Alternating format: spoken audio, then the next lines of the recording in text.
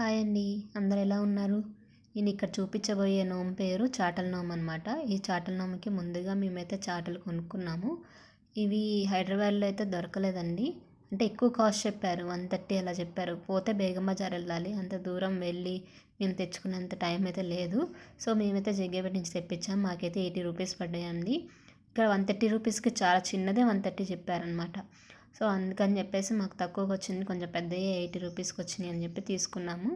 ఈ చాటలు తీసుకున్న తర్వాత ఇంటికి తెచ్చుకున్నాం కదా, ఏ రోజైతే చేద్దామని అనుకుంటున్నాము ముందు రోజు ఇవన్నీ కూడా కడిగి ఆరబెట్టేసామన్నమాట. ఒక పొట్లో ఆరిపోయినాయి. ఆ తర్వాత ఈ పసుపు బొట్లు ఉన్నాయి. సో వన్ సైడ్ వచ్చేసి ఇలా కింద పూసాము, ఇంకో సైడ్ క్రాస్ మార్క్, ఎందుకంటే ఆపోజిట్ ఒకటి అంటే మనకి కన్ఫ్యూజ్ అవ్వకుండా కింద ఒకటి పైన ఒకటి. అలాగే ఈ దారపోగులు కూడా పోస్తారనమాట. దారపోగులు కూడా 16 ఉండేవి. మళ్ళీ ముళ్ళు కూడా వేసుకోవాలన్నమాట. ముళ్ళు కూడా 16. నేను తర్వాత పూలతో కడదామని చెప్పేసి ముళ్ళు వేయలేదు. సో తర్వాత ఈ ఉండ్రాలు ఉన్నాయి కదా, ఈ బియ్య పిండి బెల్లంతో కలిపినవి నూనెలో అయితే వేయకూడదండి. నూనెలో వేయకుండా ఉన్నది అన్నీ 16 ఉన్నాయా లేవో ప్లేట్లో పెట్టి ఉంచాము. దీంతోపాటు లక్క ఒకటి, నల్ల పూసలు అనేవి 2. సో అమ్మవారికి సంబంధించింది కాబట్టి అవన్నీ కూడా సమర్పిస్తాము. ఇక పూలతో పెట్టిన కంకణము, వాయనం కోసం అరటిపండు వాయనము 2 పువ్వులు పెట్టాము. దాంతోపాటు పసుపు కుంకుమ వక్కపొడి ఉంటుంది కదా, సో అవన్నీ వచ్చాయా లేదా చెక్ చేసుకోవాలి. ఎందుకంటే ఒకసారి మూసామంటే మళ్ళీ తీయకూడదు అనమాట. సో దీనికి ఒక స్టోరీ బుక్ అనేది ఉంటుంది కదా, ఆ స్టోరీ ఏంటంటే 16 కుడుముల తద్ది కదా.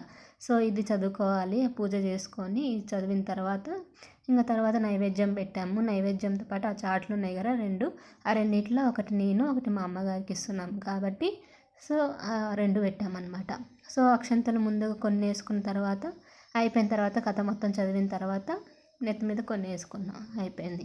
సో ఆ తర్వాత ఏం చేసినాం, వాయనం ఇస్తున్నాం కదా, ఈ మొత్తం కూడా చాటులో మిగిలినవి ఉన్నాయి కదా, 16 అన్నాం కదా, 18లో 2 పోతే 16 కదా, ఆ 16 జోళ్ళు 16 ఇంటూ 32 అవన్నిటికి కూడా ఇలానే సేమ్ కుడుములు, వాయనము, డబ్బులు అన్నీ వచ్చాయో లేదో చెక్ చేసుకోవాలి. సో ఇవన్నీ కూడా మడి చీర మీద పెట్టుకొని అది ఒకేసారి క్లోజ్ చేసేస్తున్నారు చూడండి, పైన క్రాస్ మార్క్ ఉండేలాగా.